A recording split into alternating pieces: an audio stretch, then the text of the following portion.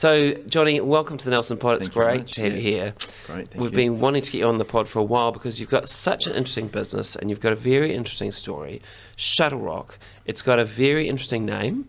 You Right. do really interesting stuff. For people who don't know, in a nutshell, what is Shuttlerock and what's its mission? So Shuttlerock, we're a technology solution that helps brands globally to build ad creative for all of the modern media platforms that are out there. So whether it be for TikTok or for the Meta properties or connected TV, out of home, basically across all different platforms. A lot of video creative or even still creative is needed, and brands need a lot of this creative. We call it snackable creative in a sense that the lifetime of each creative, in particular in the likes of TikTok, might only last 2 weeks at a time, and so really brands need an increasing number of creatives, and so it's a technology that we've built out of Nelson, combined with our own in-house studios. So it's this combination of a technology platform that allows brands to brief and order creative and then make revisions very easily, collaborate and make revisions. And then, it's an agile studios connected to our studios, in-house studios of creative. So we use human creativity combined with technology. We're using AI, in which we can talk about a bit later on in the middle of all of that. And it's a truly scalable solution for brands, all run out of Nelson, and less than I think 1% of our revenue comes from New Zealand. So we're sort of New Zealand's biggest hidden sort of secret, if you like. But the mission really is to sort of work on how do we completely innovate and take on Madison Avenue, which is really, media has changed significantly since, I guess, after World War II, really. I mean, I guess from the TV and print days, we're now in this very complex media landscape, and really the sort of advertising world, creative advertising and advertising agency world, obviously that's sort of evolved over the years, but we are very excited about where we're going globally to really reimagine how ad creative is made and deployed for brands, and we're really excited to be able to do it. So in a nutshell, you're making like 6-second ads for businesses all over the world. 6-second ads. Yeah, most of them are, I would say in that, very short 6-second video ads that you might see in TikTok, Facebook, Snap, and so forth. And who are some of your bigger clients? We work with a large number of brands globally. I guess some of the bigger brands would be the likes of Nestle, Procter and Gamble, Unilever, and so forth globally. Also a lot of sort of mid-market brands, and be it sort of CPG brands, travel, American Airlines, and so forth. We're able to help them, because really media, if we look at media today, is really mass personalization. So in the old days, really a brand might make 4 pieces of creative throughout the year, really would be, and those 4 big TV commercials would be used across all TV platforms. They might spend $5 million a year to build the 4 big pieces of creative that would go across all of the media platforms. What's actually, and it might take them sort of 7 months or so to make that creative. Now, because of this mass personalization, brands now need more like 4,000 pieces of creative on the same budget of $5 million, or even less, and so they need 4,000 pieces of creative, and they need large chunks of that within sometimes 4 days, or weeks. So the whole sort of challenge for modern marketers, it's the whole landscape, because the media itself has changed so much. The challenge to actually build a lot of creative, to be able to approve it, deploy it, test it, and it's an incredibly complex landscape, which we're really, and I'm so proud of the team here in Nelson that are building the technology and solution, and then obviously our global teams that are selling it, around the clock to brands around the world, yeah. And the hallmark of your product is you take images that businesses already have and you turn them into these really awesome little 6-minute ads. Yeah, so where we saw the big opportunity really was that most of the brands to date anyway that we work with have sort of no shortage of still imagery. In fact, most of the brands that we talk with, the large brands, would have still imagery, and we were able to use a combination of technology and human creativity to animate those images as a sort of a cornerstone part of the product that we build. So therefore, we can take an image or images and storytell into a 6-second. And obviously, we know that advertising is all about storytelling. How can we take a number of still images, animate them, turn them into a wonderful story? And that's something which has really been a wonderful thing that we've been able to do. How much of a story can you tell in 6 seconds? I'd have to get how creative guys involved, but it's amazing how much goes into, how much thought process, and we call best practices, if you like, that go into a 6-second video, and that you want your brand to be obviously you've got different components of it where you want to, and we've got this very, very busy thumb that's moving through these social channels, so we've got to be able to get that first impact and then get the message across, and then there's got to be a call to action at the end of it, and so there's a lot of finger stopping. How do you create this thumb stopping content? And and we build like story arcs and a variety of different ways that and it's there's a lot that goes into it, and our creative teams that do it, I think they find that really it's a very new type of creative product, if you like. So a lot of our creative teams that are building it, it's sort of fast and furious, and we don't have the luxury to go and spend days and weeks on a piece of creative. It's around how do I use what I've got and to be able to turn that around in a very fast period of time, and the Shuttlerock process is such that we've got it goes through various steps. There's a various process that our amazing creative team have been able to come up with to build them. Yeah. And 6 seconds, because that's all we can. That's the length of our attention span these days. It's probably even shorter than 6 seconds, to be honest. I mean, I think there's no one set length per se. I think some of them potentially can be shorter and some can be longer, but I guess sort of 6 seconds is sort of a bit of a rule of thumb that we would use. Yeah. Do you think over time, if our attention span gets shorter again, you'll have to go to 3 seconds? Well, I guess. Well, I mean, I guess a lot of the ad, the impact of the ad, is coming within the first 3 seconds anyway, right? So I guess the actual getting the thumb to stop, it's not taking the 6 seconds to get the thumb to stop. So it's actually that first open, those opening scenes of the ad that actually will get it stopped. Yeah. Right. Yeah, interesting. So you've got teams here in Nelson and also offshore. How many people work for Shuttlerock? So I think at total, we're at about 350 globally. Wow. So globally, sales teams and our own studios. Here in Nelson, we have around 45, I guess, in Nelson, which is mostly around technology and product. Our creative head office, if you like, is here. Finance is here.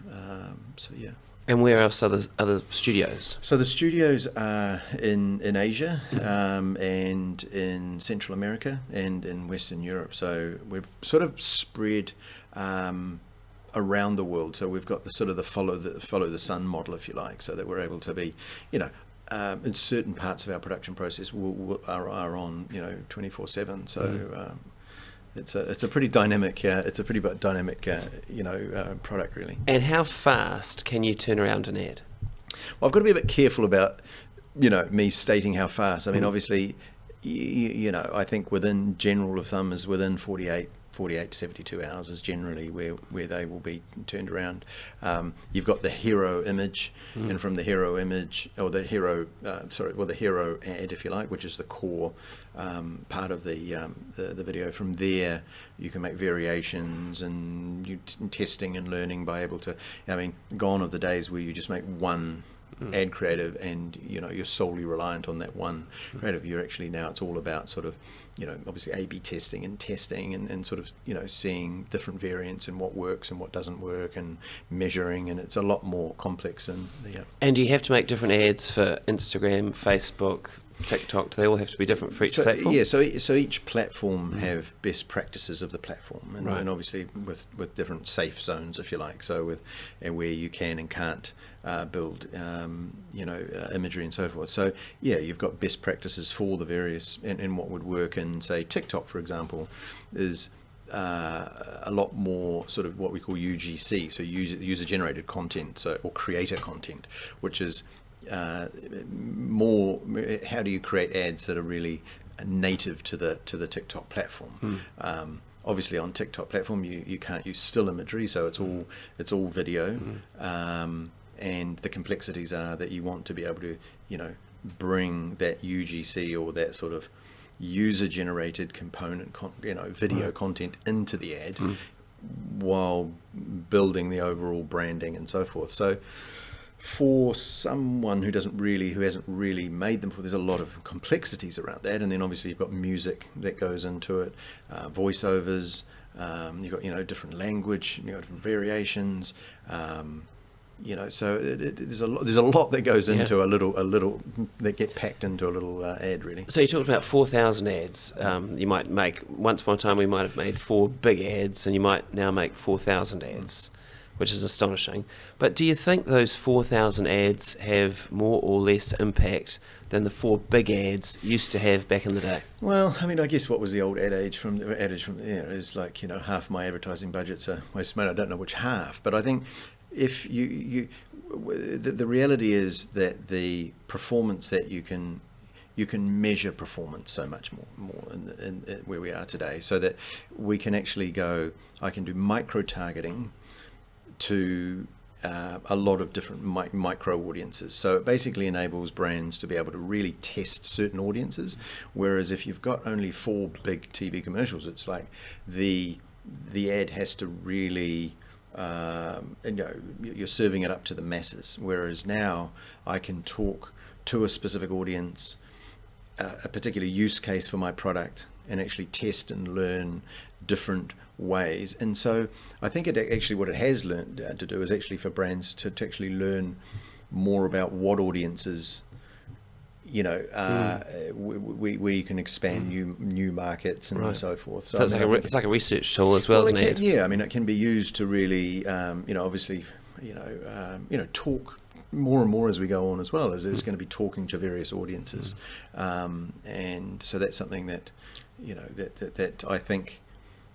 The performance, because we can measure everything, brands can measure everything. I would think that that the performance, the ad performance we're seeing today would be a lot better than previous. That's for sure. I often have wondered why Facebook and Instagram and TikTok don't just come up with their own sort of product that lets people do what you do. Why don't they do that?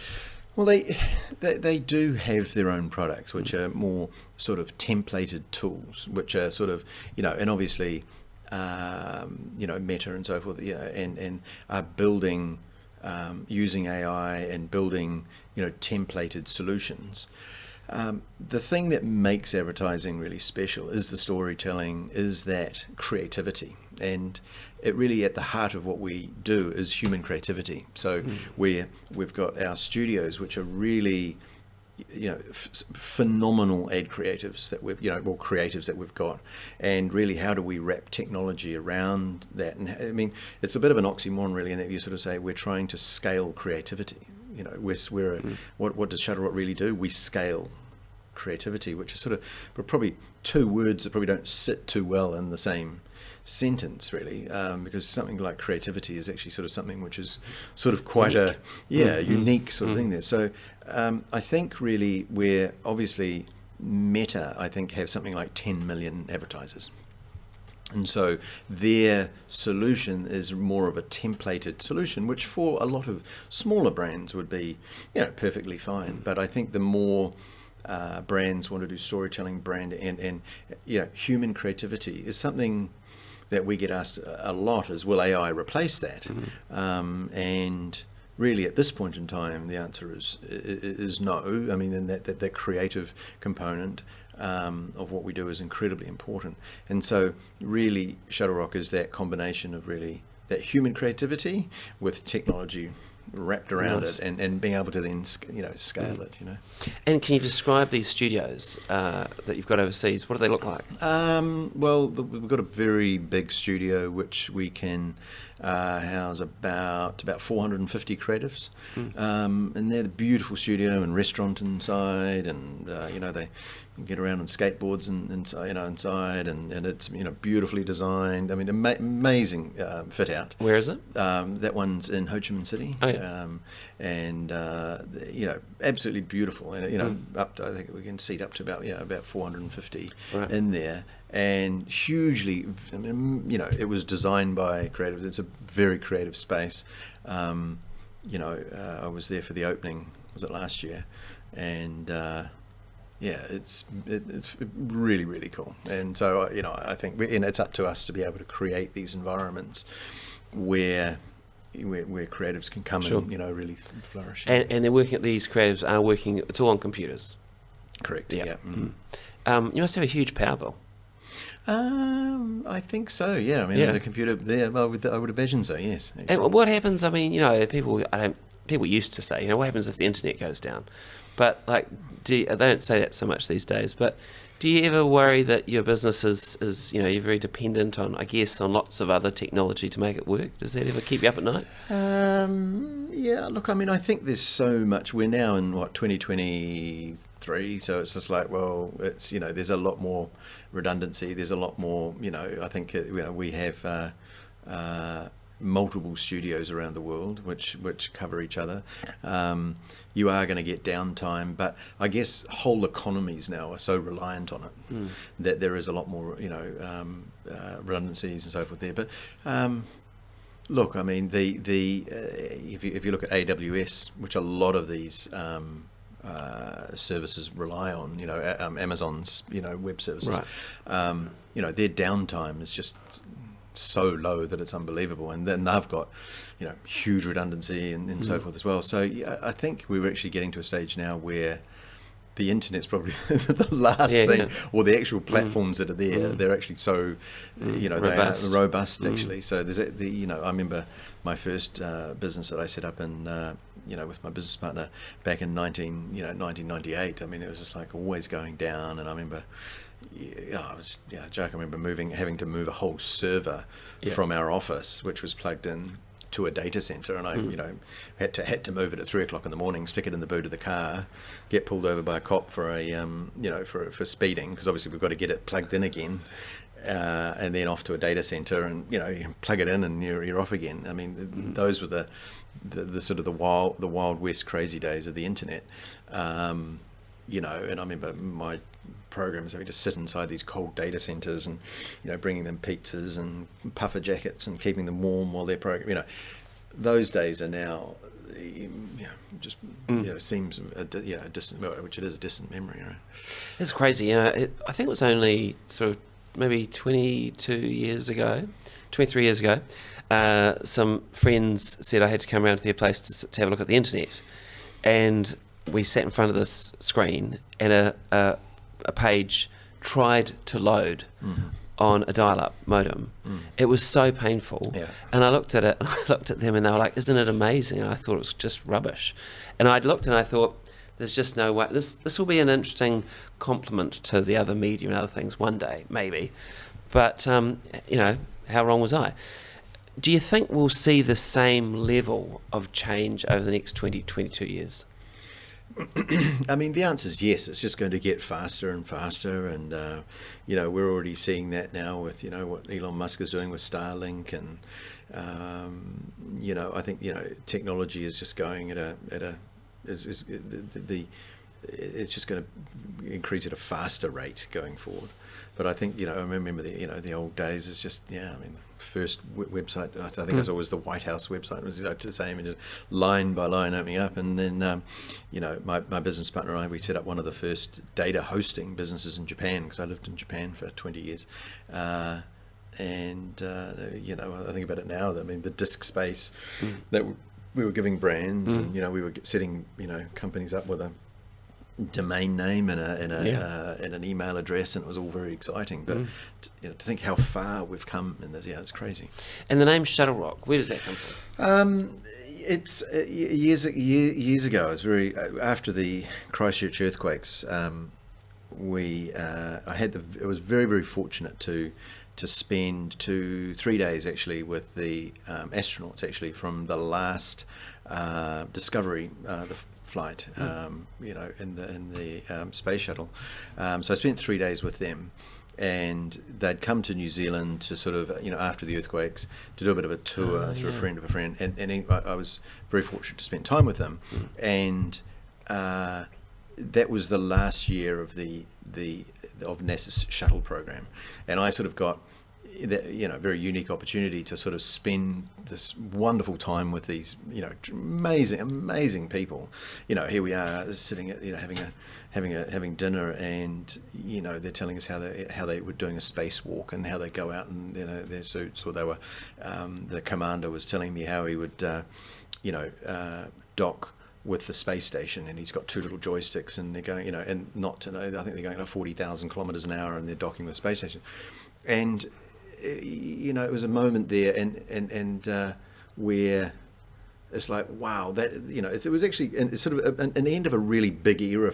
Probably it was just news, and it was sort of moved on, and it wasn't probably made as significant as a lot of people had thought. But the shuttle program, really, for the orbiter program, was quite an amazing human feat, really. And to be able to actually spend, they were the week before they were with us, there's a photo of them with Obama in the Oval Office, and so it was a really sort of quite a moment for me, where I said, look, and it was just sort of a moment that year.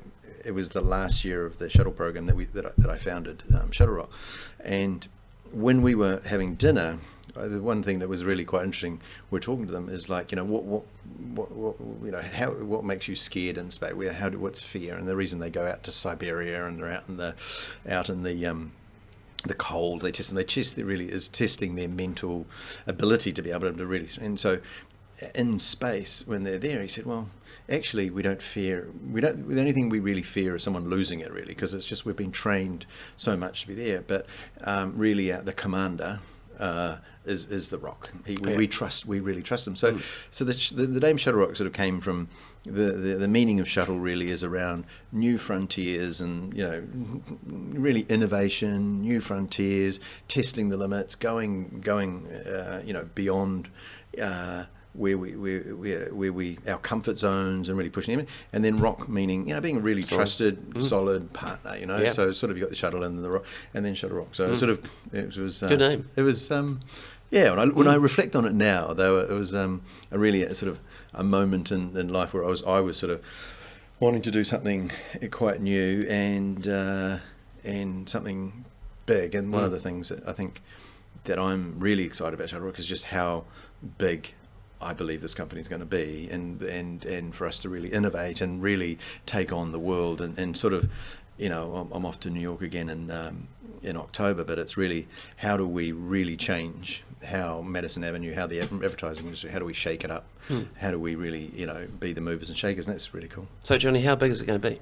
It's hard to put an exact number behind it, but I really, believe it can be, and I want to be, New Zealand's biggest company, at least. So I think it's certainly those are the aspirations that I've got, and I think the size of the market that we're talking of, and the technology, we've just come so far, and we're actually really poised for some really big growth, and I'm Certainly, I dream very big, and I know I've got the absolute A team on board.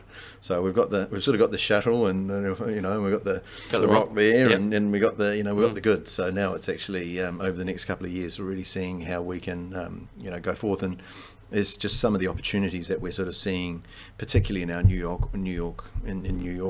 Got a team in Berlin, London, Singapore, Tokyo, and Sydney, and we've got another team in Austin, Texas. So we're really got a global footprint, and it's a very exciting time for the business. And our timing is, with business always, it's the timing's incredibly important. And so I'm pretty excited. Sounds good to me.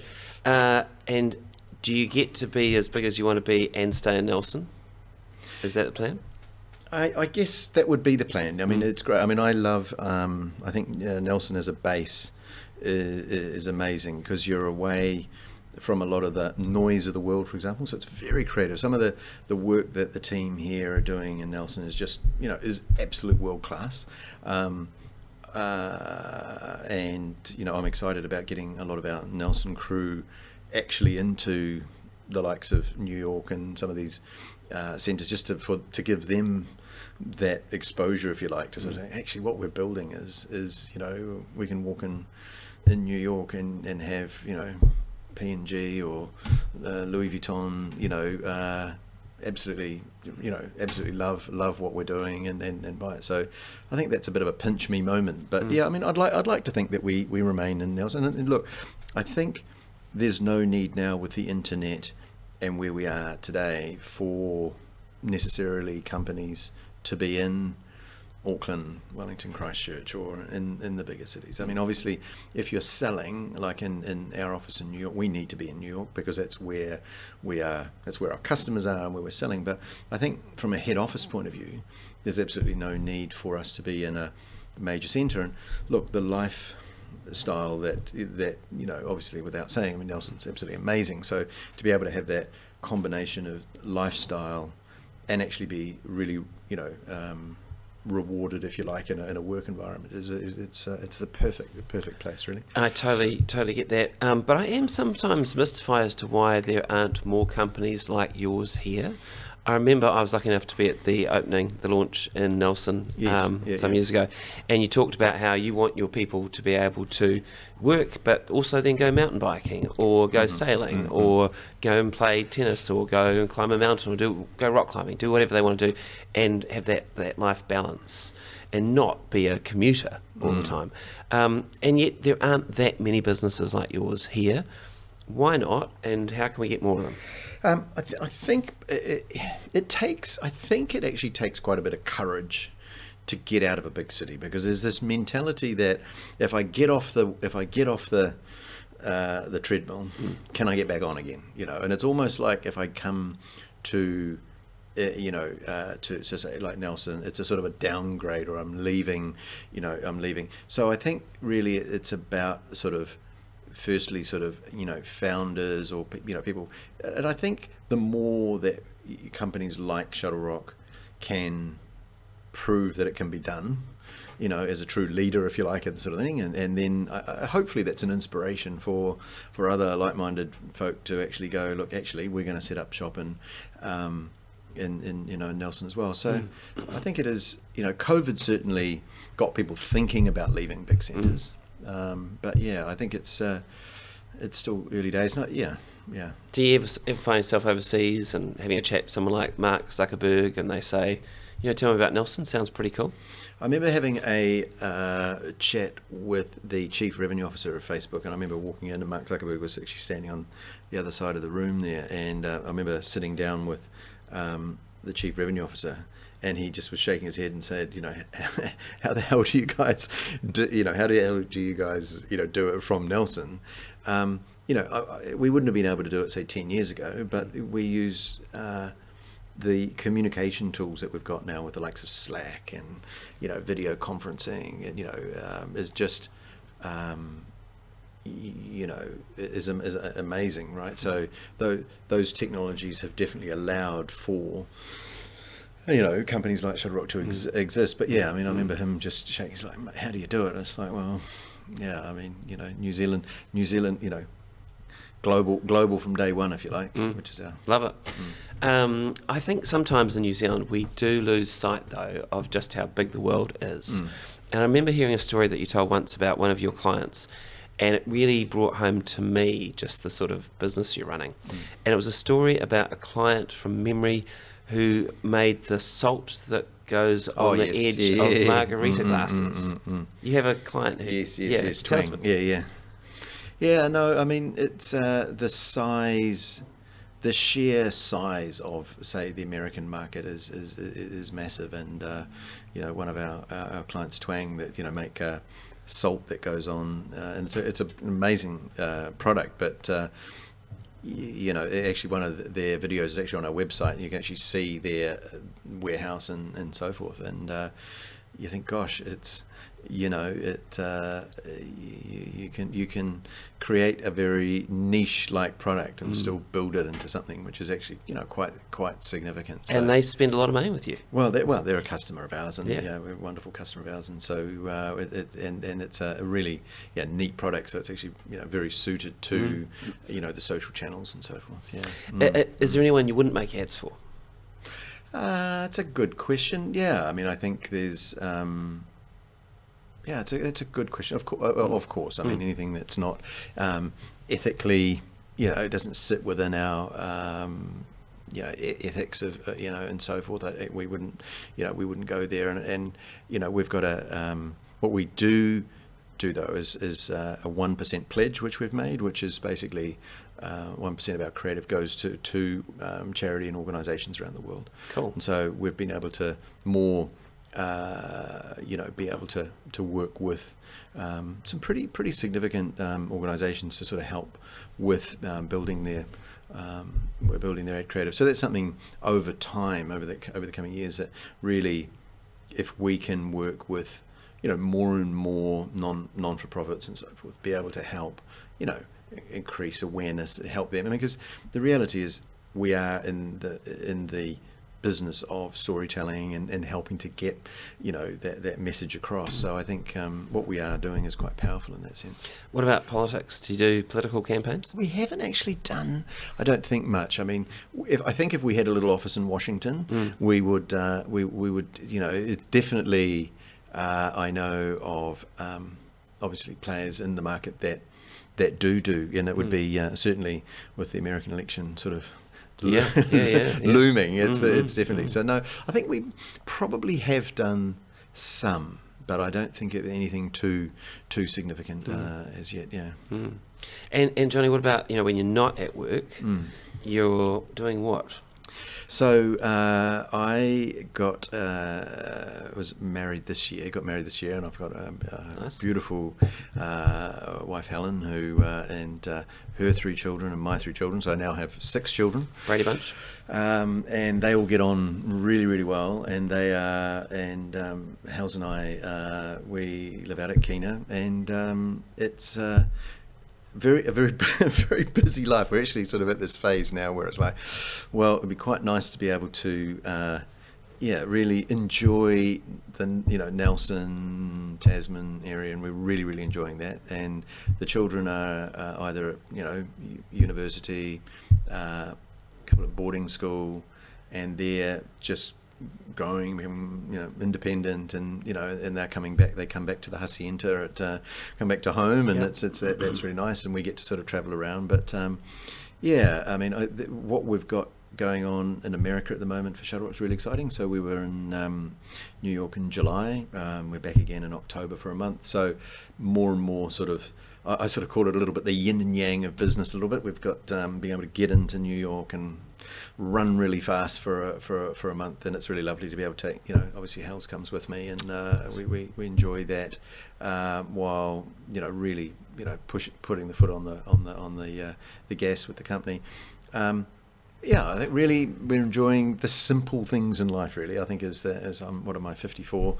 It's a great age. It's an awesome age actually. It's a really great age. I mean, it's enjoying seeing the children's independence, but also starting to sort of think about what do we want to be doing and over the next decades. And we're sort of a simple walk along Kina Beach is up there, right up there, right up there. So so that's sort of nice. And just think about kids. Like, I was out with a friend last night, and we got kids same age. We're also both 54, and we were talking about what sort of impact technology is going to have on their futures, and some of the decisions our kids are making about what they do next year and what they study and everything.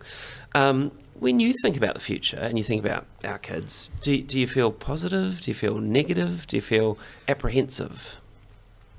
I'm hugely positive, really. I think if I look at our children now, or children in general, I think they're pretty damn responsible. I think one thing I do, is actually sort of not over setting the expectations too much for them. I think there's just I think that going forward, as an entrepreneur, I'm sort of, I guess, a little bit sort of skewed on the side of wanting them to take on, have that sort of independence in business, if you like. So that'll, I think, as long as the sun comes up in the morning, there will always be opportunities, and it's actually really interesting, because I think the more and more technology, and AI goes on, more people probably really enjoy the simple things in life. So, I think, more in-person, good old, traditional businesses will potentially come. So it's sort of quite cyclic in a way as well. I think our youngest son, who's is in Wellington, sort of, he struggled at school a little bit and so forth, and he started to now go to the Aotearoa DJ Academy in Wellington, and so he goes 3 days a week there, and he's a budding DJ and so forth. So I sort of look at that and go, look, wow, those are opportunities that in our day is just like, oh my God, we've never, So the opportunities that kids have now it gives me goosebumps, because it's just, the world is so much smaller.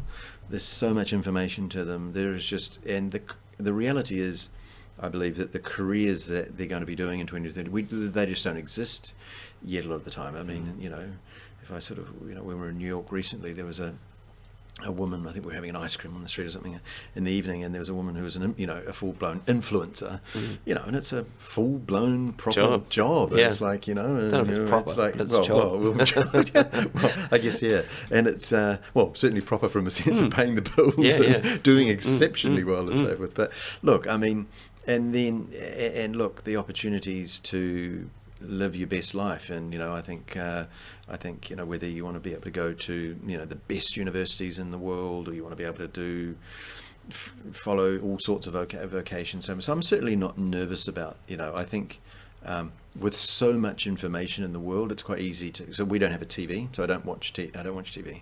So I think you've actually, my personal thing is to be a little bit careful to not get too much information, right? Because almost too much information in some ways, I believe, is actually leads to sort of anxiety, and leads to sort of and actually keeping life simple. Is there a contradiction in having that view and making 4,000 ads?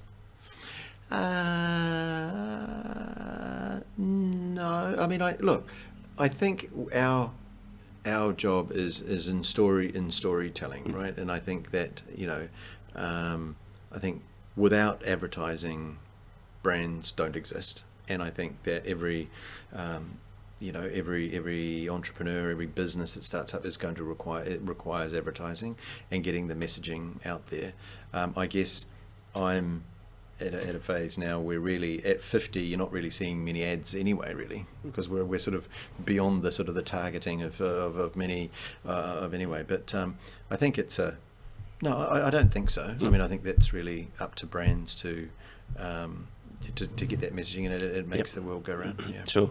But you like a less is more approach to the stuff that's coming at you.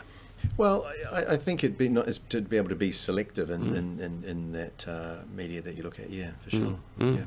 Hey, well, look, Jonny, it's been really great to have a chat to you today. Thank you very much for your time. I know you're a super busy guy, and it is inspiring to know that Shuttlerock is here in Nelson and being a global company. And I just hope that lots of other businesses around the world see your success and think, I want to move to Nelson Whakatū too. Yeah. Oh, fantastic. No, look, thank you very much. And sorry it's taken so long to sort of get back in touch with you. But no, it's been a real pleasure to be on the show. And no, I really look forward to having more businesses, come to Nelson and create a bit of a blueprint, if you like, for sort of like this is sort of this is how it's done. And I think.